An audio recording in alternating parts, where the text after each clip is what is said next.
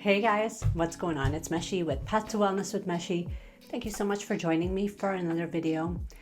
In today's video, we're going to be going back to the roots, the main issues that a lot of you out there are probably struggling with as I continue to manage and struggle with on my own, and that's anxiety. So I wanted to create a video for you guys and give you some of my basic tips of what has helped me in the last little while when it comes to managing changes and anxiety attacks and anxiety just in general. How does that really look like in a real life scenario, and what you can do to just get a little bit more relief. So if that sounds good, then let's not waste any more time. Let's get right into the video.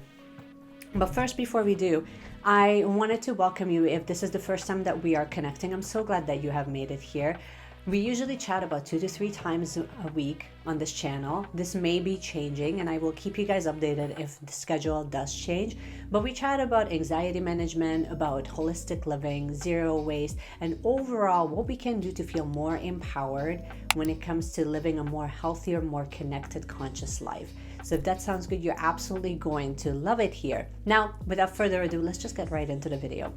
So when it comes to anxiety management, there's a lot of different tools out there and a lot of different practices that may provide you with some relief. But I find that there is usually a big disconnect for me when it comes to just giving you tools on their own versus relating it to a real life scenario, real life situation where you might connect a little bit better and have a better understanding of where those tools might apply the best. So if you are not familiar with what I do for a living, I own a wellness clinic, and recently we went through a huge change within that clinic. It's been expansion and just more movement and way more work than I have ever anticipated. And with that came a lot of challenges. And with that came a lot of clarity of what I have mental space and physical energy to manage, and what are things that just really need to be left behind. So one of the number one things that became very clear to me is that my personal energy and my personal attention can only go so far within a single day. So if I'm constantly opening up those channels, I'm inviting energy leaks to happen. So what do I mean by that? Well, if I'm not creating fierce boundaries around what is expected and what is not expected, and what is it that I'm able to do and what I'm expecting others to do for me, then it can sort of feel like the responsibility falls back onto my shoulders, that I'm responsible for everything. And most of you would relate to this if you A, run a business, B, run a household and you have children. Delegation and boundary setting becomes one of the number one things that you need to pay attention to, especially when you're under stress and you're going through a form of change. It becomes very, very important to really just create that fierce boundary around what the main thing is.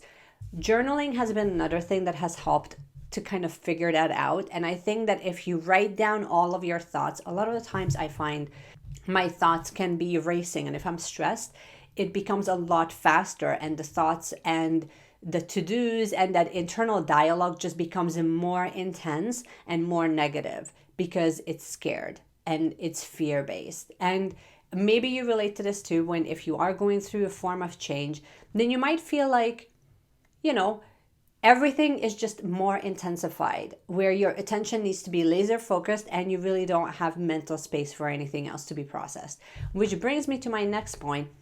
Journaling has been a lifesaver for me because I would basically just complete a full-blown brain dump where I would write down all of the to-dos, all of my ideas, all of the things that were lurking inside my head, which usually it's not that long. It's kind of funny what happens when you put it onto paper. You realize that the list that you thought was super important is not actually that important, or it can be really summed up in about 3 or 4 tasks. So just keep that in mind, that it's actually your mind that's playing tricks on you because it's putting the same to-do list on a loop, making you feel like it's a lot longer than it actually is. Another thing that I really wanted to address, which most people don't really talk about very often, and that's boundaries that you create with people that have the tendency to to suck the energy out of you. I want you to really pay attention to how you are when you're under stress, because your behavior pattern is going to be completely different when you're in a calm and collected state versus when you're under stress and you're under pressure.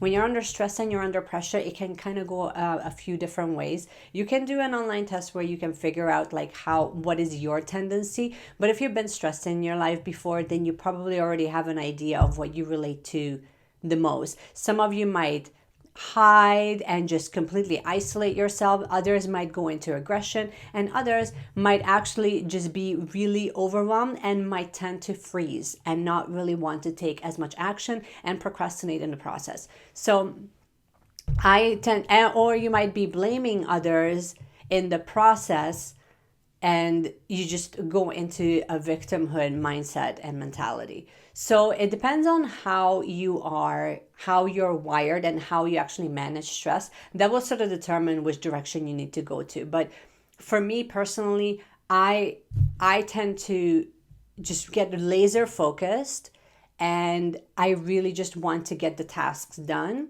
But I become really agitated very easily, and it could go into aggression. I really have to watch it so it doesn't. But that's just how my tendencies are, and I've come to realize that and learn that and work with it. Your tendencies might be totally different, but my point is, when that happens, you really don't have the mental space to really deal with anyone else's stuff.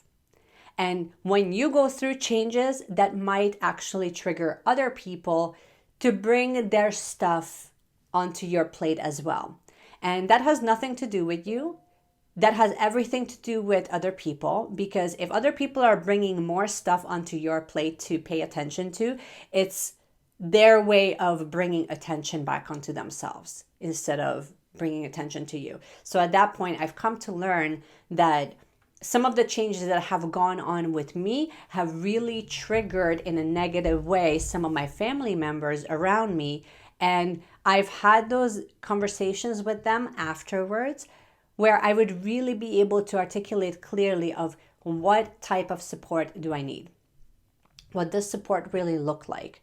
Because to me, support at that given time would look like having understanding, empathy, compassion, and understand that this is not about them. This is about something else right now. And if they are here to help, then that's great. If they are not here to help, then at least just don't add onto what's already happening. And maybe you have to have those conversations with some of your family members as well, where you really address what does support really look like for you. Because if you can articulate that, I can pretty much pinpoint exactly how each person in my life could potentially contribute to reducing my stress levels. But it has to start with the conversation around empathy and compassion. Because if they don't have self-compassion and they don't have compassion for me, and they don't have the level of love for me where they understand that this is not about them, then it's sort of like you're trying to like suck blood out of a stone. Do you know what I mean? Like, you're probably not sucking, you're trying to squeeze the blood out of a stone. So you're not really going to be yielding great results because you're expecting your friends or your family members something that they really don't have to give for themselves, let alone give to others. You can only give something that you have inside of you for yourself. You can give that to others as well. So if you don't have self-respect, if you don't have self-compassion, if you don't have self-empathy for yourself, and you don't have a level of self-love for yourself, then how can you give that to others? So I just kind of want you to pay attention to that, of how things are actually going. And if you're finding that you're triggering other people, understand that that has nothing to do with you. It has everything to do with them. But the big thing about this is that just because it's about them still does not make it okay. It does not give the invitation for people to treat you poorly. It's still up to you to go and manage those relationships, and it's still up to you to create proper boundaries where you're protecting yourself first. So don't get sucked in, especially if you're an empath. Don't get sucked into energy vampires. If you want a more in-depth review of what I mean by being an empath and being energy vampires, I will be creating a new video that will address some of the books that you can use that have been helpful in my path when it comes to managing proper energy and energy boundaries around me. So we will be making, just keep a lookout for that. I might actually, once the video is live, I will probably just leave it, the link down in the description so you can check that out. For now, just understand that if you're an empath, you really need to be fierce about the boundaries and the type of communication that you have with your family members and your friends, and what does support really look like for you. And also create time and space where you can process. Especially if you find that you get overwhelmed very easily, then it's absolutely crucial that you create some solitude time and create those practices around you on a day-to-day basis. You have to go back to those tools that really support you. And it might be slightly different what you need than what I need, but usually it involves some sort of physical movement where you can discharge the negative energy. It involves some sort of like spiritual practice. That could be prayer, that could be visualization, that could be meditation. It's whatever it is for you. And it usually involves some sort of inner work where you're really giving yourself time and space to contemplate. So that might be journaling, it could be reading inspirational text, whatever it is for you. Find that and use that as your anchoring point for you to come back to what is really needed to be done right now. And if you are like me, you might have also found yourself with racing thoughts and replaying negative events that happen, and your mind tends to put that on a loop until you sort of find a solution for it.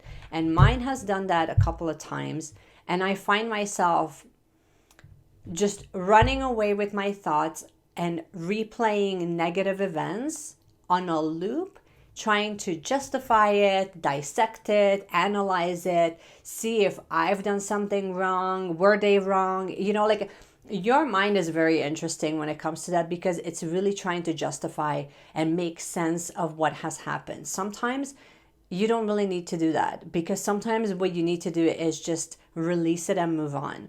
So what has helped me to get out of that negative loop is, for one, witness it as the negative loop that it is, not attach myself to it, that's who I am, and blame myself and judge myself for that. And then number two, what has helped tremendously is to bring myself back to the present by using tactile things around me. So I would start looking at, like, look at the floor, touch the things around you. What are you hearing? And I would constantly be asking myself, what is it that you're listening to? What is it that you're looking at? What is it that you're touching? What is it that you're standing on? Like, where are you right now in physical space?